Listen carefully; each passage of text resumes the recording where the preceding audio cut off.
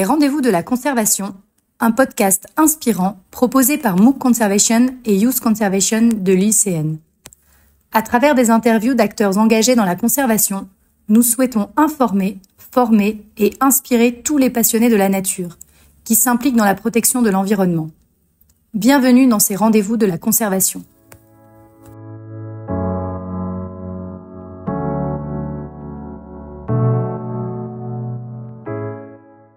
Bienvenue dans ce nouvel épisode des Rendez-vous de la conservation, le podcast qui donne la parole à celles et ceux qui œuvrent chaque jour pour la protection de la nature en Afrique et au-delà. Dans cet épisode, nous partons au Cameroun pour rencontrer Anthony Kendeg, jeune chercheur en doctorat de zoologie à l'université de Yaoundé, spécialisé en ornithologie et secrétaire général de l'association Youth for SDG. Anthony s'investit activement dans l'étude de l'avifaune et la protection des mangroves et forêts denses dans la région de Mwanko, un écosystème riche mais menacé. Entre engagement scientifique et mobilisation citoyenne, il milite pour une meilleure sensibilisation à la protection des habitats naturels et pour une participation active de la jeunesse aux objectifs de développement durable. Dans cet épisode, nous allons parler d'ornithologie, de conservation des mangroves, de recherche appliquée, mais aussi d'éducation, d'activisme et d'espoir. Bonne écoute. Alors Anthony, bonjour, ravi de vous recevoir aujourd'hui. Je vais vous laisser tout de suite la parole avec une première question. Est-ce que vous pouvez nous parler, s'il vous plaît, de votre parcours et de ce qui vous a amené à vous spécialiser en ornithologie? Merci madame de m'avoir donné la parole. Moi, c'est Anthony Kendek. Je suis un jeune chercheur de l'université de Yaoundé 1 en filière de ornithologie. Bon, ce qui m'a poussé à d'abord l'ornithologie, c'est que après mon obtention du baccalauréat en 2015, déjà attiré par les oiseaux étant tout petit, la faune sauvage étant tout petit, j'ai donc décidé de m'inscrire à l'université de Yaoundé 1. Au départ, j'avais l'embarras du choix entre la biochimie et la biologie animale. Par la suite, j'ai opté pour la biologie animale. C'est dans ça, ce sont des professeurs qui m'ont guidé, qui m'ont conseillé de choisir la biologie animale. J'ai donc fait opter pour la biologie animale. Au cours de celle-ci, j'ai obtenu ma licence en 2019. Par la suite, je me suis inscrit en master. En master donc que j'ai dû faire le choix entre les mammifères et l'avifaune. Et maintenant, j'ai opté pour l'avifaune, déjà d'abord par ma passion et mon amour pour les oiseaux. Et au cours de cela, j'ai été beaucoup aidé par mes professeurs et mes aînés académiques. Voilà ce qui m'a poussé un peu à prendre l'ornithologie. Merci Anthony pour cette introduction. Donc, si j'ai bien compris, vous menez actuellement des recherches dans la zone de Mwanko. Qu'est-ce qui caractérise cette région en termes de biodiversité, notamment pour nos auditeurs qui ne connaissent pas? Et pourquoi est-elle si importante à préserver aujourd'hui? La zone de Manco, pour commencer, elle se trouve dans la partie du littoral. Cette partie est une zone humide, l'une des zones humides représentées par la Convention de Ramsar au Cameroun. On en a sept dans la zone de Manco. Elle est très, très importante pour le Cameroun et c'est la grande biodiversité qu'elle qu'elle- qu'elle- qu'elle- qu'elle, qu'elle en a. Parce qu'à l'intérieur de la zone de Manco, c'est un grand refuge pour une biodiversité. Nous avons tellement d'oiseaux, nous avons des reptiles, nous avons des mammifères, nous avons des tortues qui viennent se réfugier. C'est un site de ressources pour tous ces animaux. Et aussi, cette zone aussi présente la mangrove, qui est très important pour le Cameroun. Rares sont les pays qui en possèdent. Le Cameroun fait partie de ces pays chanceux qui a la mangrove. C'est grâce à c'est tout cela. Et ce qui m'a poussé aussi à aller faire mes études dans la zone de Mouanko, c'est parce que je me suis rendu compte au cours de mes vacances, une fois, je suis allé, j'ai vu comment les gens vivaient, je me suis posé la question, mais pourquoi j'avais l'impression que personne ne s'en préoccupait vraiment. Et justement, du fait qu'il n'y ait pas peut-être une moindre préoccupation, on sait que les mangroves sont aujourd'hui très menacées. Est-ce que vous pourriez un peu nous détailler les menaces qui pèsent aujourd'hui sur les mangroves et les forêts denses dans cette zone? Je pense notamment à la déforestation, à l'urbanisation croissante, à la pollution. Euh, Oui. Bon, cette zone de Manco, vous savez, c'est une zone où on pratique de la pêche. Et quand on pratique de la pêche, nous avons les riverains qui ont que cette source de revenus. Ils vont pêcher le poisson. Et maintenant, quand ils pêchent le poisson, il faut le fumer. Et quand on fume le poisson, on fait des coupes pour chauffer, des coupes de bois pour chauffer. Et on coupe les jeunes mangroves. Ils ne coupent pas les viandes, ils coupent les jeunes mangroves. Et quand on coupe les jeunes mangroves, ça dégrade plus rapidement cette mangrove. Et donc, voilà un peu ça. On coupe le bois pour faire le fumage, pour fumer le poisson. Et de l'autre côté, nous avons aussi l'extension de l'agriculture des riverains. Nous avons des grands champs de manioc, nous avons les grands champs de cacao qui ne cessent de s'étendre, de s'étendre. Et d'un autre côté, nous avons aussi les palmiers à huile. Ces palmiers qui ont tendance, les plantes invasives, c'est une plante qui a tendance à venir concurrencer les palmiers pluviers, là au niveau de Manco. Et nous avons aussi les déchets ménagers, surtout le plastique qu'on retrouve la plupart du temps au niveau des mangroves et le reste des filets aussi qui sont abandonnés dans les mangroves. De l'autre côté, nous avons aussi l'extraction du sable qui est abondant. Donc, si je peux me résumer, comme nous avons la coupe du bois, qu'elle soit industrialisée par les sociétés présentes. Nous avons la coupe du bois aussi qui est pratiquée par les riverains, c'est celle-là est plus visible parce qu'on coupe les jeunes mangroves pour fumer le poisson. C'est ça qui donne la coloration rouge au poisson. Nous avons les déchets ménagers qui sont là. La plupart du temps, les gens s'en foutent. Ils jettent le plastique, les ordures en pleine nature sans toutefois sans toutefois. Et nous avons aussi une urbanisation qui est croissante. Les gens construisent de manière anarchique. Bon, voilà à peu près les menaces que j'ai eu à répertorier là-bas. Merci Anthony. Et dans les travaux de recherche que vous avez pu faire et vos observations sur le terrain, quel lien vous faites entre la préservation des habitats naturels, donc on parlait là justement des mangroves, et la protection des oiseaux, qui est vraiment votre spécialité? D'accord. Vous savez, l'habitat naturel, c'est un endroit où tout le monde s'épanouit. Donc, si l'habitat naturel disparaît, alors les oiseaux vont se sentir menacés, ils ont ailleurs, d'autres vont disparaître. Donc, par exemple, si la mangrove, c'est une ressource alimentaire pour les oiseaux, une ressource de reproduction pour les oiseaux, une ressource territoriale pour les oiseaux, et elle préserve, elle attire aussi beaucoup d'oiseaux migrateurs qui viennent se réfugier. Donc, le fait de la détruire entraîne aussi une grande perte de la diversité, aussi bien sur la faune que sur d'autres taxons. Par exemple, nous savons très bien que les oiseaux sont des bioindicateurs, c'est-à-dire ce sont des espèces tellement sensibles au changement de l'environnement. Donc, ça veut dire quoi? Ils sont les premiers à détecter les changements de l'environnement. À partir de tel ou tel oiseau, on sait si l'environnement est en état, s'il est dégradé, s'il est toujours intact. Donc, voilà un peu le lien que nous avons. Donc, c'est un lien d'interaction écologique que nous avons avec l'environnement. Merci Anthony.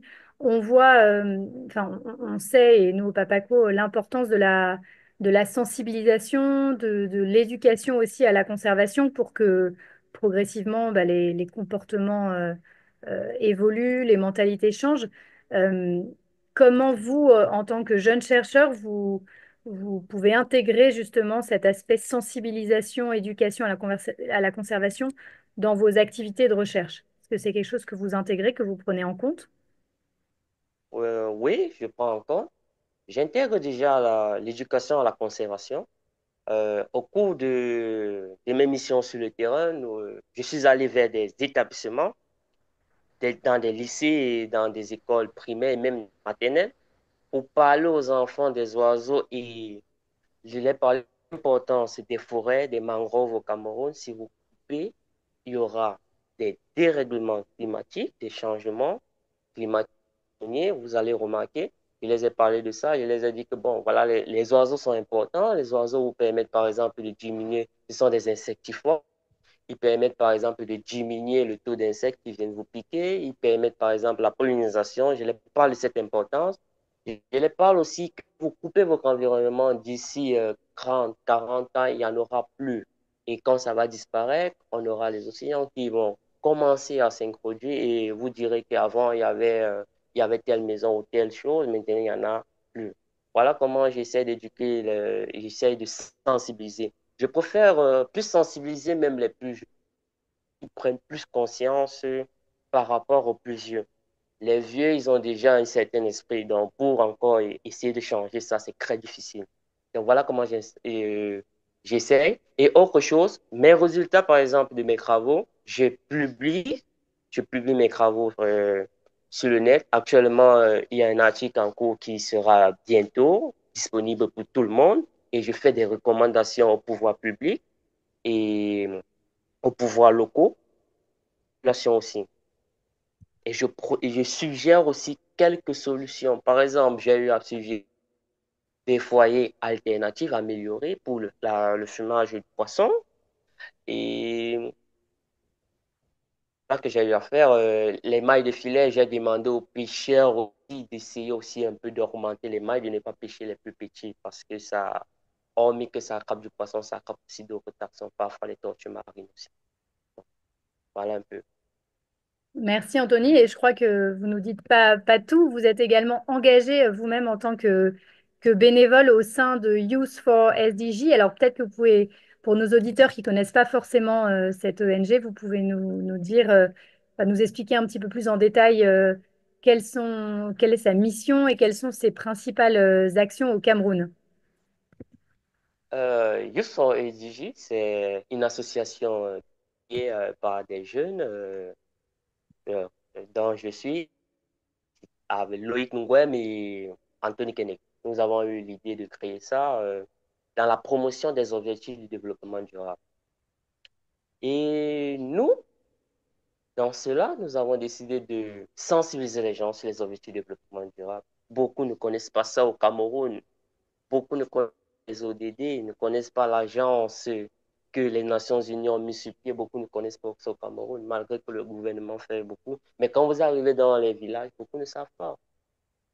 Beaucoup ne savent pas. Beaucoup. Et ce que nous faisons, nous sensibilisons, nous parlons aux côtés de l'État camerounais, ce que l'État camerounais met en place pour sortir les gens de la pauvreté vers une vie meilleure. Et hormis cela, nous célébrerons, nous célébrons chaque année internationale, très importante. Récemment, toujours à Manco, on a eu à faire la journée de l'environnement, la journée de l'environnement. Et là, et le thème, c'était zéro plastique à Manco. Nous avons eu à faire le plastique un peu partout dans les mangroves. Donc, Youth for SDJ célèbre les journées, fait la promotion du développement durable et aide les populations, en fait. Voilà ce que Youth for SDJ fait réellement. Très intéressant. Et selon vous, quel rôle aujourd'hui, alors vous avez dit que justement la jeunesse avait un rôle à jouer, mais qu'est-ce qu'elle peut faire concrètement dans la conservation de la biodiversité, selon vous? Parce qu'il y a beaucoup de choses à faire, mais qu'est-ce qu'elle peut faire concrètement? Et c'est quoi aujourd'hui les principaux obstacles auxquels elle est confrontée dans son engagement en faveur de la préservation de la biodiversité? Ce que je pourrais dire pour la jeunesse, c'est qu'elle peut faire. La jeunesse peut innover. La jeunesse peut innover. Beaucoup de jeunes ont beaucoup de projets qui sont parfois très passionnants, qui ont des projets qui apportent des méthodes alternatives à l'époque, qui sont moins coûteux, mais écoutez, ils ne sont pas parfois pas écoutés. Il est manque parfois un encadrement logistique surtout. aussi financier. Mais l'encadrement qui manque aux jeunes, ce qui les manque le plus, c'est la logistique. Il n'y a pas assez de logistique, parfois la communication. Voilà ce qui manque aux jeunes de ce côté-là. Et est-ce que vous auriez des exemples concrets de campagnes ou de projets de sensibilisation qui ont été menés récemment autour de la mangrove ou de la faune? Alors, vous avez parlé là, lors de la journée de la mondiale pour l'environnement d'une opération zéro plastique. Est-ce que vous avez d'autres types Oui, de campagnes de sensibilisation ou même d'actions hein, qui ont été mises en place? oui. Pendant cette journée, j'ai réitéré mon engagement auprès des populations, auprès des chefs, auprès aussi du maire. J'ai réitéré mon engagement là-bas. Là-bas, on a eu à faire des discussions, des causeries de sensibilisation avec des populations. On a discuté, je les ai parlé de l'importance toujours de la mangrove. Et hormis de, il y a aussi des associations aussi qui sont là-bas et ils cultivent déjà les paludiers et ils les plantent pour régénérer la mangrove. Et nous avons aussi eu à participer avec eux, JVE. On a eu à participer avec eux, toujours au cours de 7 jours. Donc voilà un peu, je ne parle pas de ceux des années antérieures, parce que dans les années antérieures, quand il y avait beaucoup plus de financement, c'était tous les 6 mois qu'on nous faisait participer à cela.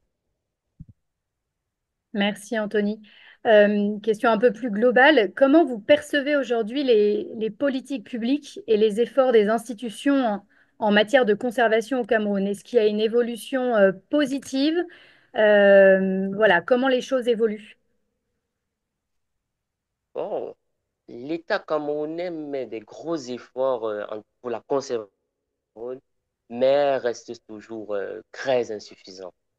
Donc, ce que je pourrais dire, c'est que ça avance très lentement. Ça avance très lentement. Si c'est du positif, bon, ça avance positivement à certains endroits et ça, on a tendance à reculer sur d'autres endroits parce que ça demande énormément de moyens. Donc, ce qu'on disposait à l'époque, on n'a pas réajusté les budgets ou on continue toujours à penser que ça sera toujours la même chose. Voilà. Ok, Anthony, on entend ce manque de moyens qui malheureusement peut freiner aussi une motivation, une mobilisation naissante. Bah, écoutez, on espère que les choses vont évoluer favorablement dans ce sens-là.